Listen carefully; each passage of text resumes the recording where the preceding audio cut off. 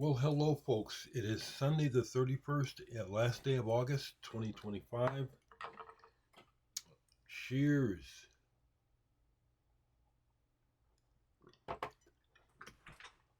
I'm here because I want to share a few thoughts about today's event that I'm not going to be at, but I'm a part of, which is the 2025 induction ceremony of the Iowa Rock and Roll Hall of Fame. As hope you've had a good, hope your weekend is going well. I've had a good weekend. It's going well. My ears are not great, but everything else is good. Um, I thought I would document my thoughts and feelings about this induction because it's my second. The first was in Nebraska. I'm going to be inducted again into Nebraska later this year, and it is it is significant for me personally. Whatever it means or doesn't mean to anyone else is beside the point. This is important for me personally, and it's something that it's one of those things where you point to this and you would like share with your parents. Mom and dad would be proud. One of the thoughts that I was having that got me to get on the camera this morning is looking at some of the people who are in the Iowa Rock and Roll Hall of Fame. Like, for example, Tommy Bolin, Buddy Holly,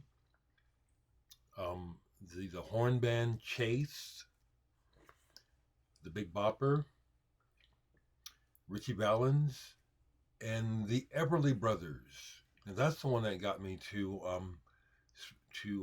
speak because one of the stories that my parents used to love to tell about me when I was really small was how before I could walk, I could rock in time when they would play certain music. I loved music from the beginning, but they said that the records, in particular, when I was a baby in the crib, that would really get me going was Chuck Berry's School Days and Wake Up Little Susie by the Everly Brothers. I think my parents would be extremely proud to know that their son, who they used to um,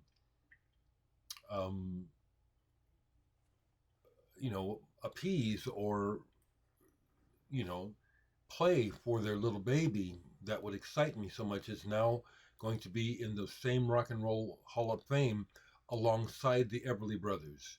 Who would have thought?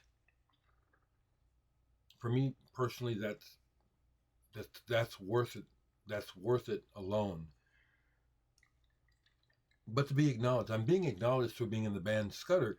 But the deal is, I take extreme pride in that because I wasn't in the first version of Scudder, but I'm a long-standing member of the band because they started a side project way back called Brian Jones with with Scudder, excluding one of the weak members. I won't say his name, and we put together a whole program of music separate from Scudder. So I take pride in the history of the band Scudder. Plus, the most recent version of the band that I was in before I quit, that was the musically the best. It was the strongest version of the band because I insisted we have to be good. I'd seen them on nights when they were just horrible, and there's video of Scudder on the internet of an older version of the band, which is just absolutely dreadful. I don't do that. We got to be good. So I make sure the people I play with were good.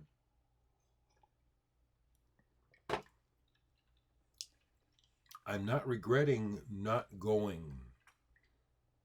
I'm I'm happy with my decision to stay at home. I was glad to hear my friend Jeff Morris, the leader of the band, tell me that, well, I just need you to know, Dereck, that if something like were to come down, I want you to know whose side I'm on. And I know that Jeff is a scrappy motherfucker. And he said, I'll pop somebody for you. I said, well, that'd be two of us. I said, I'm glad you told me that. I needed to know that, you know, because I've had in Iowa, it's happened before where I've had to have the band members come to my defense to help get me out of town in one piece because of racists who couldn't handle the fact that a kick-ass rock and roll band was playing in town with a black guy. So I made the right decision to not go, but I'm honored.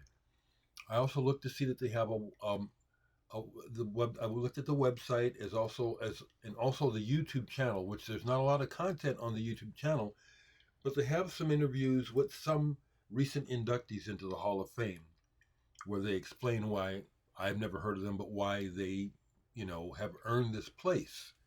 And so I'm proud, and I'm honored, and look forward to seeing what the kind of plaque they give us, because the one I got in Nebraska in 2016, I think that was a year. I think they're chintzy. It's like, oh, I could have done something a little cooler than this for the inductees. So we'll see. That's really the main thought I wanted to share, is my personal pride and how I'm not taking this day for granted. This is a historic day for me personally, and so by extension, it's a proud day for my family, the Higgins family. We take pride in the accomplishments of one another in my family. We do. My sister Adrian, my brothers and my brothers, and my other sister Stephanie. So I represent the Higgins clan, Rock and Roll Hall of Fame. Hallelujah. And the other thing is that I'm being inducted. I'm already in the Nebraska. Yeah, I'm crowing. I'm boasting. I have every right to. I mean, I'm enjoying it. I've been in the Nebraska Rock and Roll Hall of Fame. Me, Dereck, not as a member of a band, but recognizing my accomplishments as an individual musician who helped to open the door internationally for Nebraska music, in particular independent indie music. And I'm being inducted again in November here in Nebraska as a member of Scudder. I love it. And some of the other people in the Nebraska Rock and Roll Hall of Fame that I can remember, because there's a bunch that I'm extremely proud to be a member of now. Preston Love, Randy Meisner of the Eagles. See, I'm going to forget already, um, Buddy Miles, Buddy Miles, you know what I'm saying? So many more, I forget, but I'm in there, It's a great honor. It's a great honor. And I'm very happy to share it with you folks. Yes, this is a red letter day. In other stuff, I haven't played it yet, but I just got from Jim another Zone of Tones release, Ryoanji. And glad to hear your good news about your health.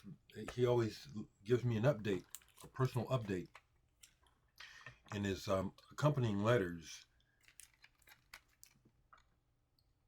Try to get that light back together. I'll be listening to this shortly today, next day.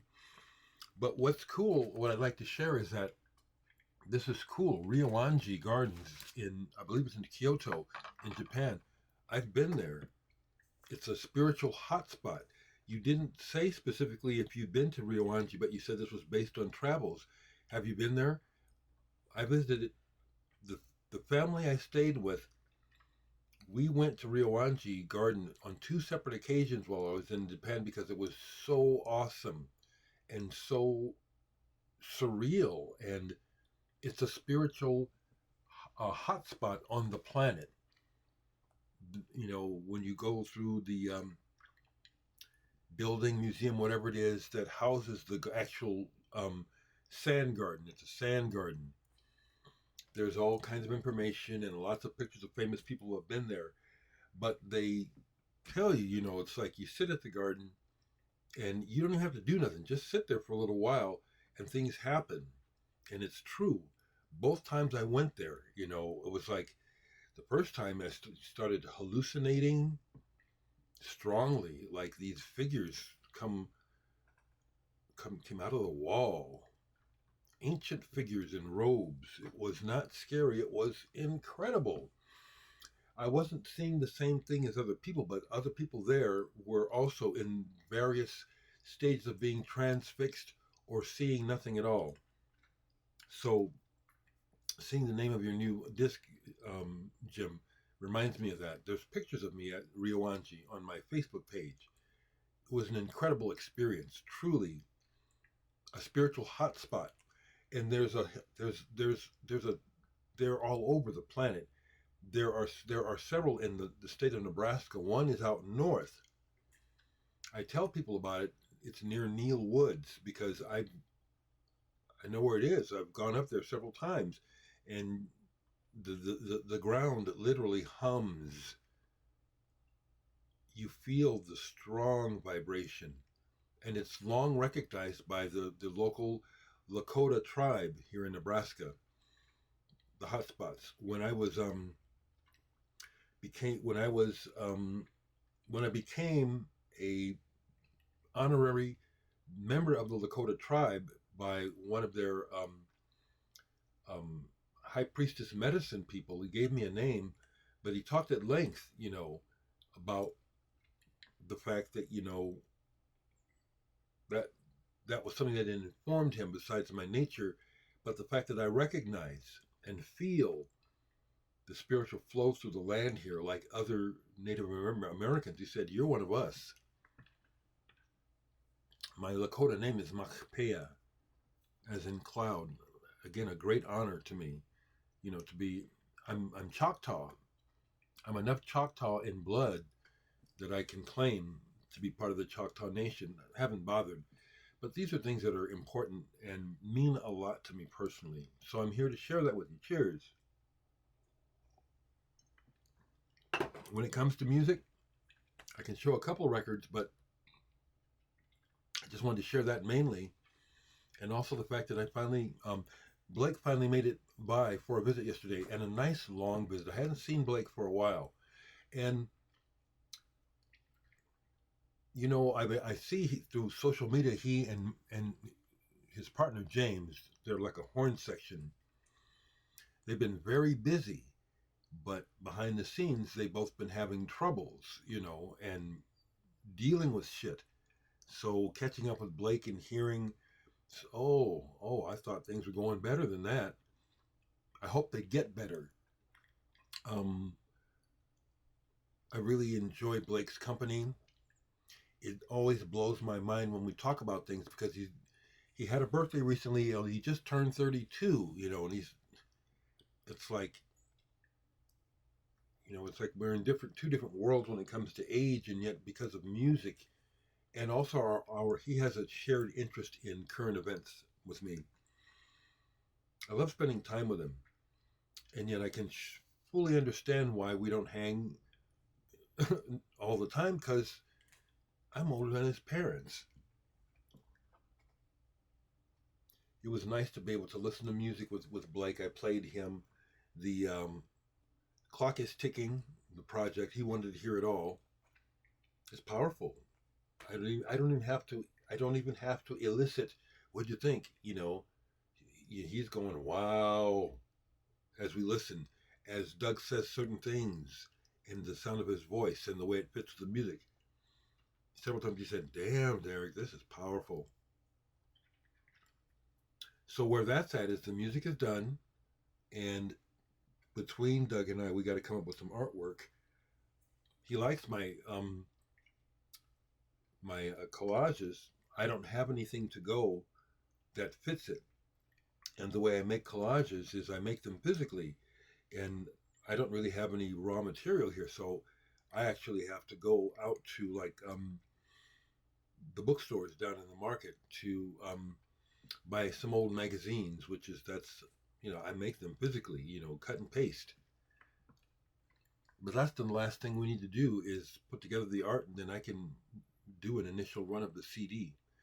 Um, if you see this, Doug, he's messaged me several times over the weekend because I sent him home with CD copies of the completed music project, and it's strong. It's strong.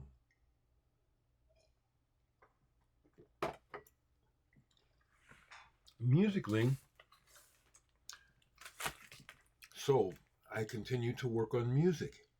Last I told you I had upwards of 43, 45 minutes of music nearing completion.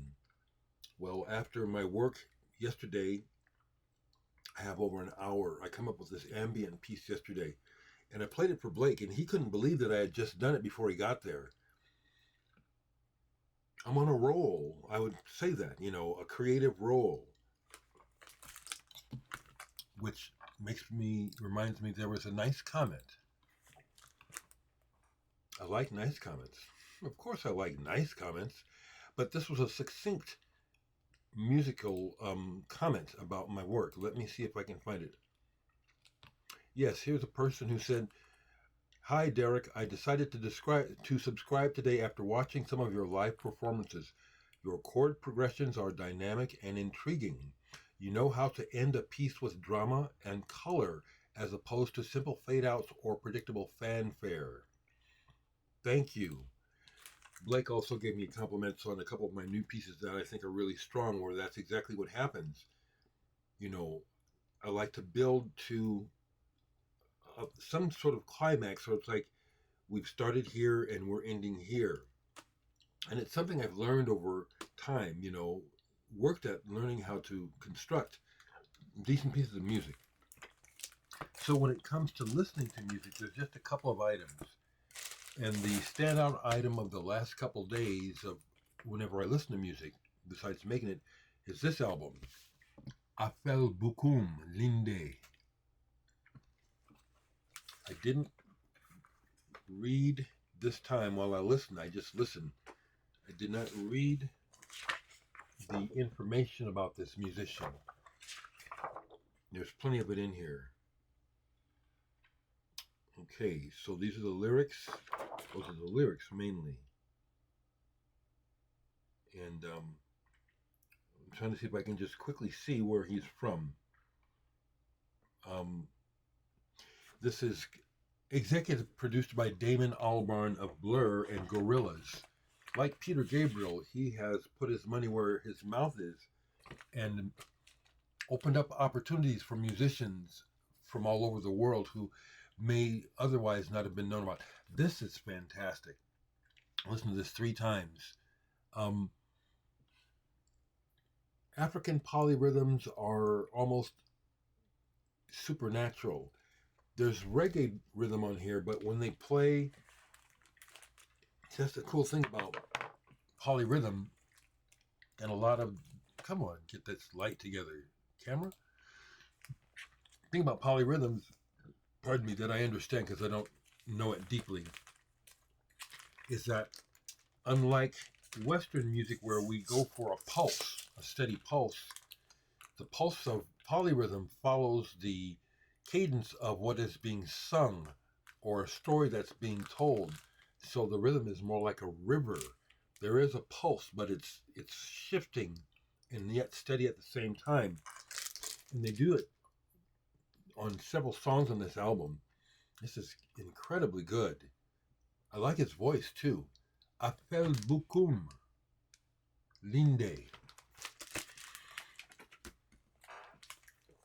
The other things I listen to all the way through that I just love it, complete 360-degree turn at music, Holly Herndon, Platform. She seems to be an artist that is interested in technology. She does some interesting things, but her work is singular, very electronic oriented, but not dance, very imaginative. Um, love it. She is an example of a current or recent 4AD artist that, when 4AD became an American label, she's one of the good artists, because they've had some artists that have really disappointed me. And then I listened to some Bill Connors, the guitarist who was in Return to Forever before Al Di Meola. I came across some live clips of him from the 70s, and that led me to pulling a couple of his albums that I have. This is my favorite of, no, it's not actually, but Assembler. He has some things that are more ambient. This is fusiony. And he plays with his fingers on the electric guitar, which is pretty cool. And then this one, Step It, an earlier one with Tom Kennedy and Dave Weckl. Not as accomplished as this one. You know, he definitely hadn't grown by the time he did this. Those are records that got played. Otherwise, I really have been just enjoying life and doing a lot of music.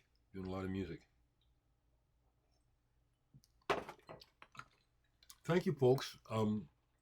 Generally speaking, folks have been very supportive, and I appreciate you sharing openly with me why you like to watch. And most people are saying it's the whole deal, you know, including the cats. And he's sharing my thoughts. And I like how people share little vignettes and things about their own lives. I also see where people are watching a lot of my old videos and commenting. Thank you, folks, for congratulating me. Someone shared this, that my dad used to travel in the South in the 70s for business, and he told me about seeing signs that said the N-word and don't let the sun set on your back in this town. Chilling stuff. Yeah, I know what I'm talking about. And like I say, if you don't have my color of skin, you don't know what it's like on the receiving end. Just how horrible, unreal, and shitty it is, and how insane racism is. It's just insane. So thank you, folks, thank you, decent people, for sharing your decentness with me. Okay.